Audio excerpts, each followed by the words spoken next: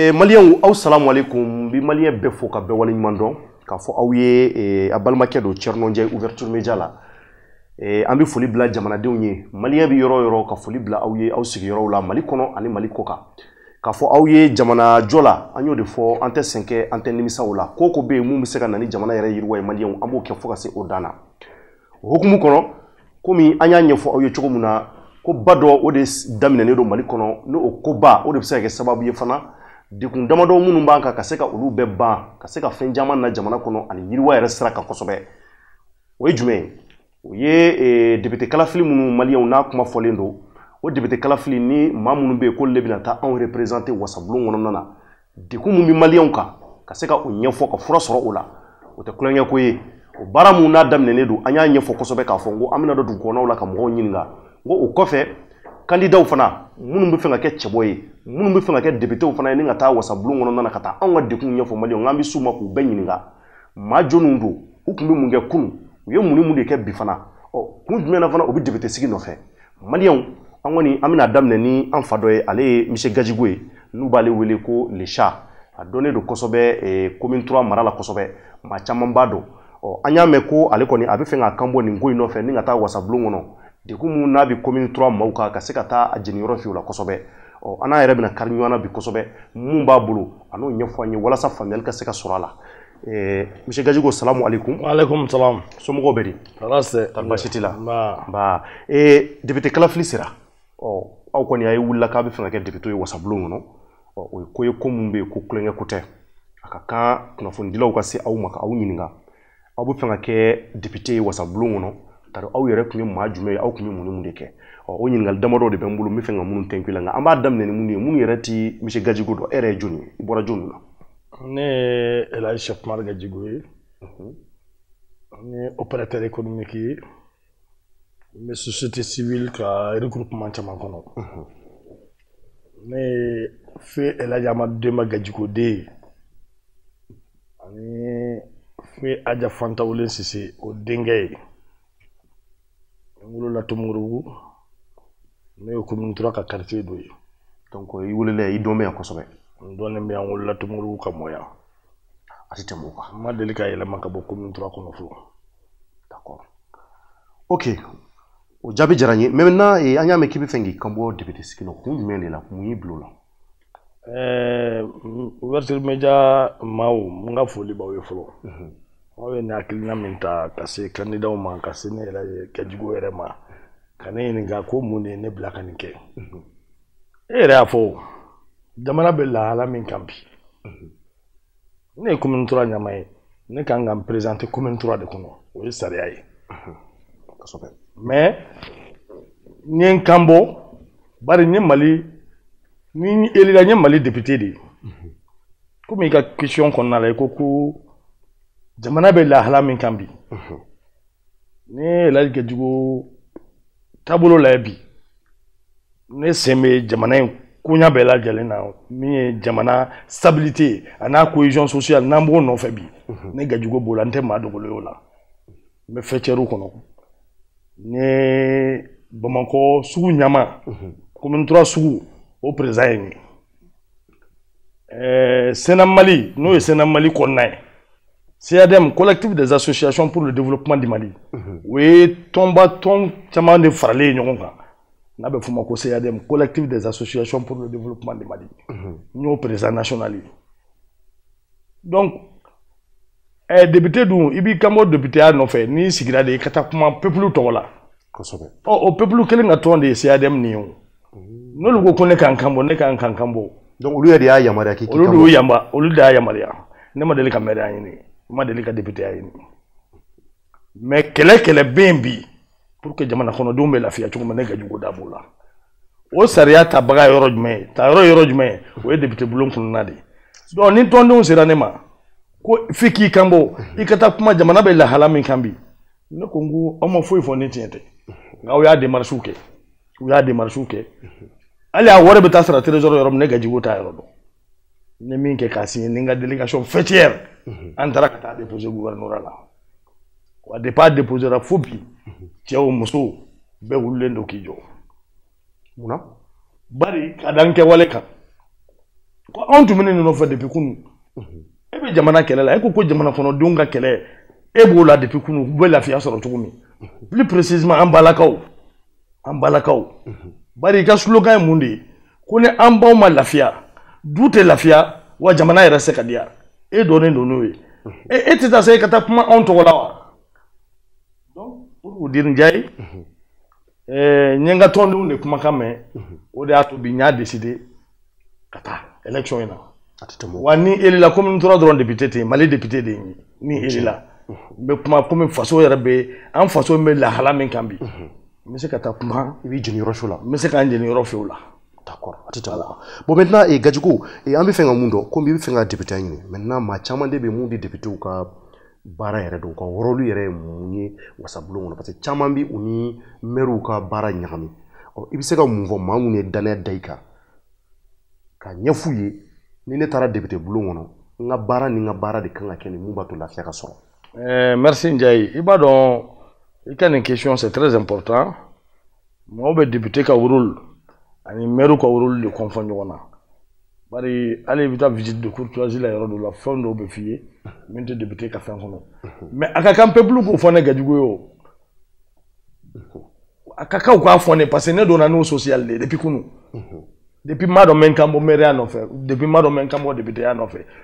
mais ne ka peuple y'olu doléances fɔ ne ye n b'a dɔn pɛrɛ député ka rôle to yen mais ne Gadjigo n tɛ n kun b'u kɔrɔ bari n kɛwale dɔw ye depuis kunu d'accord mais u b'a dɔn député ka rôle to yen o ne ye acte minnu posé n ka commune kɔnɔ o y'a sɔrɔ n ma deli ka kɛ maire ye o an bɛna so o ɲininkaliw ma nka i b'a walawala n ye député yɛrɛ ka rôle ye mun ye ani an bɛ fɛ k'a dɔn kun mun na député ka rôle ye mun ye Ndiaye je vous apprends pas député ka rôle tɛ dɔwɛrɛ ye o d'abord député e de bɛ taa e de ka peuple ka représentant ye hémicycle kɔnɔ député bɛ loi minnu sariya gouvernement bɛ sariya minnu ta k'a las'u ma olu bɛ wuli ko olu loi k'a défend ou bien ni min ka ɲi ni min ma ɲi député ka rôle ye olu de i y'a faamu wa mais bi an ka population lambda u t'an ka député ka rôle ni maire ka rôle dɔn mais bari n'u y'a ye bi Gadjigo le social qui s'élève aujourd'hui qu'il est candidat hali n'u ye fɛn fɔ ne min tɛ député ka rôle ye ne taabolo kɔrɔ de y'o ye ne bɛ continuer o fɛ de o fo n'Ala ye n tɛ se ka min k'u ye sinon n bɛ député ka rôle dɔn wa bi n b'a f'u ye fana député ka rôle ye min ye hali n'u t'a dɔn u b'a dɔn ne donna ni min ye ne bɛ continuer n'o de ye o ye tiɲɛ ye d'accord bon i da sera o yɔrɔ ma c'est très important parce que an y'a ye ni député sigi sera caman bɛ wuli u bɛ sɔrɔ ka don mɔgɔw kan i b'a sɔrɔ u tɛ jamanadenw ka degun dɔn ngo mun bɛ sigida kɔnɔ u t'o dɔn u tɛ gɛrɛ maa la u ne maa man di mais ni député kalafiliw sera dɔrɔn i b'u wulitɔ ka gɛrɛ mɔgɔw la wa i b'a sɔrɔ i t'u ka baara kɛta fana ye sigida kɔnɔna na mais tari e delila ka baara kɛta dɔ kɛ sigida kɔnɔ wa ani i bɛ gɛrɛ dugudenw na wa i bɛ se k'o dɔ fɔ an ye k'o preuve fɔ an ye mun b'a dɔn an b'a dɔn tiɲɛ yɛrɛ la e ni députéya fana ka kan. alhamdulilayi alhamdulilayi maa ma i yɛrɛ da maa ma i yɛrɛ da je pense que aw ye journaliste ye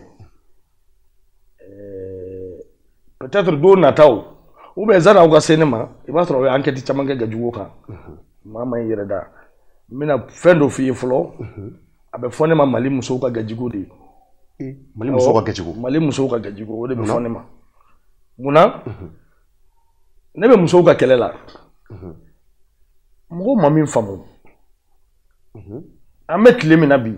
n'an ba ninnu ma lafiya n'an ba ninnu ma lafiya du tɛ lafiya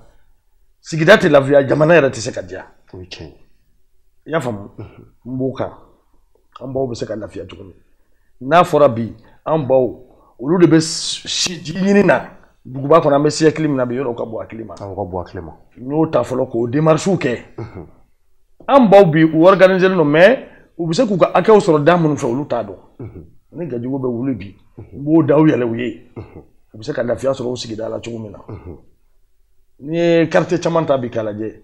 n ye dɔw réalisation kɛ ni n yɛrɛ jifa kɔnɔ wari ye n ye dɔw kɛ bi à travers le programme d'urgence sociale du président de la République n y'o addiction dɔw caman kɛ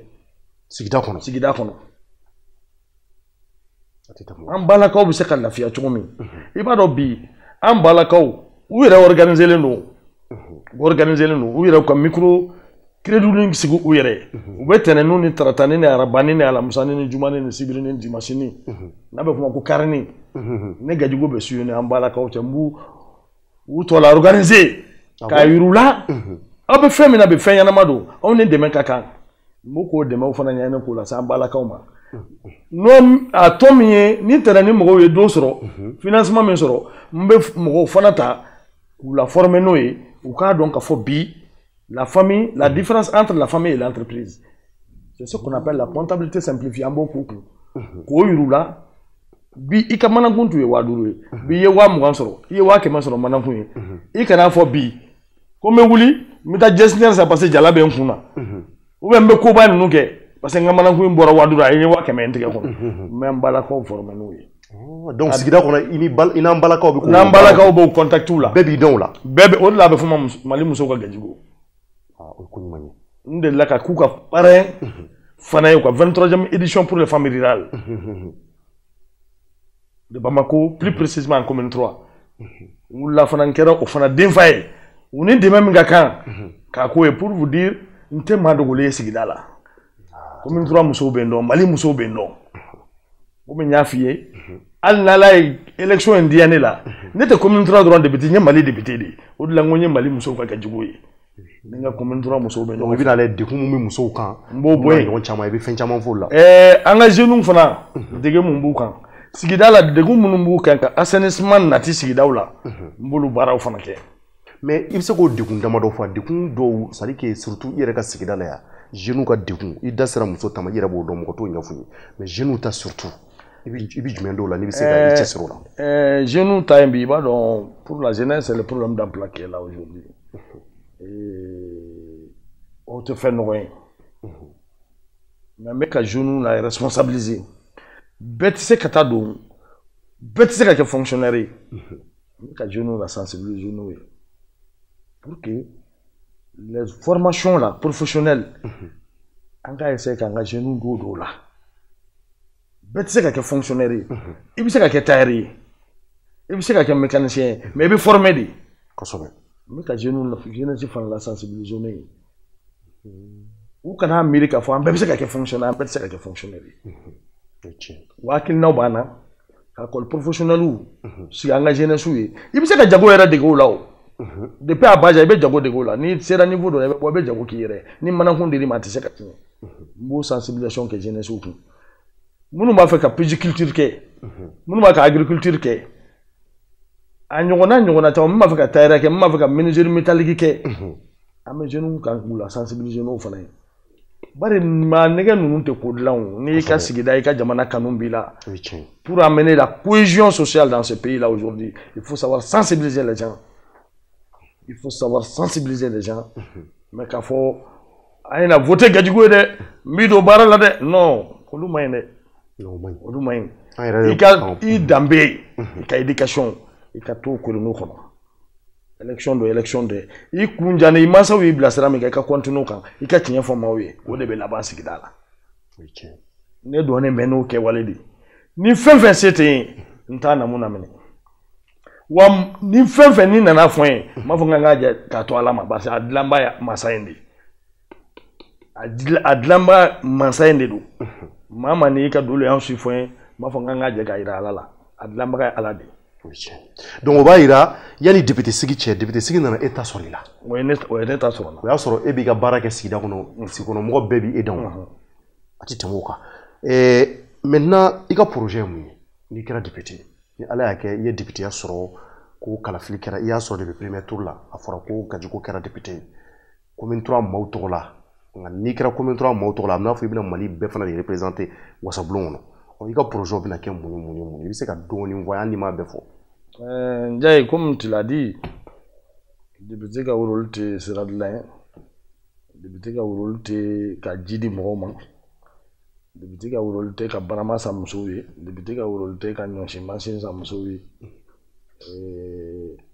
Ni ne kɛra député comme n y'a f'i ye, n tɛ commune 3 dɔrɔn député, n ye Mali député de. Ndiaye, ne ka social ma daminɛ n ka commune dɔrɔn na o. N k'i ma n ko Mali musow ka Gadjigo. A ma daminɛ i ka sigida dɔrɔn na. Ayi don nataw la a bɛ se ka ɲininkaliw kɛ ne kɛra député projet fɔlɔ min bɛ ne bolo adamadenw ka hakɛ jamana kɔnɔdenw ka hakɛ n'o loi min nana ni n kan ka n da don a la ni n ka jamana kɔnɔdenw ka hɛrɛ b'a la n bɛ wuli n bɛ n da don o la hémicycle kɔnɔ o de ye n ka projet fɔlɔ ye bi i b'a dɔn jamana bɛ lahala min kan an mago bɛ mun na la cohésion sociale partout dans ce pays aujourd'hui an mago b'o de la an mago b'o de la o loi n'a nana assemblée la ko ne Gajugo de élilen don ko ne bɛ yen ne kan ka o loi défend cogo min jamana kɔnɔdenw ka lafiya kan ne Gajugo b'o kɛ n ne dɔnnen don jamana in kɔnɔ n tɛ maa dogolen o combat nana ne Gajugo b'a la ni ye armée ka soutien ta k'a la ne Gajugo b'o la ni ye syndicat des transporteurs ka problème la ne Gajugo da b'o la ni ye éducation syndicat de l'éducation n da b'o la pour vous dire je suis opérateur de mon état mais je veux vous dire je suis un membre du ministère de la réconciliation et de la cohésion sociale aujourd'hui dans ce pays. Je suis membre de l'équipe régionale d'appui à la réconciliation des districts. Je suis un gars qui est Jamanaï. Je suis Madoulé. Femme, mais c'est quand Jamana Kono, donc la fille, n'a loi n'a pas Gajugo ba voter. Ou des taboulés. Ou des taboulés. Anamade ka éducation dit. Fani mbaye. Glan hamblo au sera de cas. Anamadonga ake. Ne bora ka fiyo i nana ne fe i forager en fe ya no nyatala men du ya ka adamadenw ale me ka kuma ifɛ sisan yɛrɛ ka ɲɛɲini dɔ bɔra kan ɲa ye fala kwali sira dɔw fɛnw dara kari kɔnɔnaw la ko e de olu baaraw kɛ voilà m'a fɛ ka min f'i ye Njaye n bɛ ka kuma ye nin wagati in na juma sera an bɛna taa juma la ni wagati na commune 3 quartier fila la forage be kasi ma ten yɛrɛ fɛ yan n ko adamadenw de adamadenw n'an baw lafiyara Gajugu bɛ lafiya du bɛ diya sigida bɛ diya jamana bɛ diya wa i ye ko ko k'an balakaw ye ala b'i kɔrɔtan de donc ne Gajugu b'o don taabolo kan ni ne élila adamadenw ka hakɛ n'a a sariyaw sera sariyabulon na walahi n b'a défend maliyɛn kɔnɔdenw bɛ lafiya min sɔrɔ ne Gajugu b'a défend bari depuis kunun b'o la a tɛ tɛmɛ o kan ka kɔrɔfɔ laban ne ka kɔrɔfɔ laban ye min ye n ka sigidala mɔgɔw ye hali bi adamadenw ka ɲɔgɔn minɛ an ka don da kelen fɛ ka bɔ da kelen fɛ et que tout le monde soit vigilant dans son voisinage bi jamana bɛ lahala min kan ne b'o welewele kan de se n ka sigidala mɔgɔ bɛɛ ma ne t'a fɔ sigidala maa si ye a ye wuli ka voter Gajugo ye o tɛ n ka woroli ye bi dɛ n ka équipe bɛ se k'o kɛ mais slogan min bɛ ne da ne ye n ka mandat ye ne ye n ka élection in place mun kan je suis le candidat de la société civile la paix et la cohésion sociale puisse revenir dans notre Maliba ne ka candidature ni taara n dusukun na k'a bɛn o yɔrɔ de ma donc min bɛ n bolo k'a di sigidala mɔgɔw ma hali bi an ka don da kelen fɛ ka bɔ da kelen fɛ et que tout le monde soit vigilant dans son voisinage. Ma kura nana sigi sigida la a ye ni k'a dɔn maa jumɛn don o de message bɛ ne bolo k'a di sigida la mɔgɔw ma jamana basigi ne Gajugo b'o de nɔfɛ bi jamana kɔnɔdenw bɛ se ka lafiya min sɔrɔ ne b'o de kɔnɔ bi a tɛ tɛmɛ o kan merci beaucoup Gajugo an tɛna fama i ma hali bi an bɛna wulikajɔw sabati ni an mago jɔ la waati nataw la parce que Mali kɔnɔ dekun ka ca kosɛbɛ don nataw la an bɛna ɲininka dekun kelen na bɛɛ la i hakilata ye mun y'a la Mali ko la nka i ye minnu fɔ a tɛ tɛmɛ o kan parce que i ye fɛn caman fɔ an yɛrɛ ka tɛmɛna quartier in na an y'o kumaw caman mɛn an ye ɲininkaliw kɛ a fɔra k'e de y'olu caman kɛ n'o ye forage ko i da sera mun ma voilà donc olu n'a ɲɔgɔn caman donc merci beaucoup ala ka ko in tɔ nɔgɔya hali bi donc maliyɛnw a bɔra ka monsieur Gajugo ka kuma mɛn n'u b'a wele ko le chat ale dɔnnen don kosɛbɛ sigida sabanan na n'o ye commune 3 ye donc a ye kuma minnu fɔ a tɛ tɛmɛ o kan parce que anw yɛrɛ ka nin wulikajɔ in an y'o de fɔ n ka na se candidaw bɛɛ ma nka an ye baara in daminɛ ale la fɔlɔ ka sababu kɛ parce que ko caman bɛ yen an y'o mɛn ale kan bɔ ɲininkali minnu yɛrɛ tun ka gɛlɛn a ma o ye parce que an b'a ye ni député sigi sera caman bɛ yen olu bɛ wulikajɔ de sabati o waatiw la ka taa don mɔgɔw kan o de la i b'u caman dɔn u tɛ gɛrɛ mɔgɔw la u tɛ sigidala mɔgɔw ka degun dɔn degun min bɛ balimaw ka sokɔnɔnaw la u tɛ foyi dɔn a la bon Gajugo y'a jira k'a fɔ ale tɛ maa dogolen ye commune 3 la ale bɛ mɔgɔw ka degun dɔn kosɛbɛ ani maaw ka di wa a bɛ fɛn caman kɛ sigida in kɔnɔna yan nɔ mun tɛ député sigi yɛrɛ ye donc député sigi nana sɔrɔ ale bɛ a ka baaraw la bon k'a ka d'ale ye n'ale taara a bɛ t'o baara kelen fana de yamaruya wasabulon kɔnɔna na Mali bɛɛ tɔgɔ la spécialement musow yɛrɛ tɔgɔ la fana parce que a ko musow ka ko ka gɛlɛ a ma a ye fɛn caman dilan musow ye ko caman n'a yɛrɛ da bɔra ka se a kɔrɔfɔw ma donc hali bi ani gajigo nin tɛna kɛ an siɲɛ fɔlɔ ye ni ka se ka interview in kɛ k'a ɲininka fɛn wɛrɛ la don nataw la an bɛ s'a ma k'a ɲininka kuma belebelebaw la tuguni merci à toutes et à tous hali bi ala ka ko ninnu k'a bɛɛ nɔgɔya a k'an bɛ waati wɛrɛ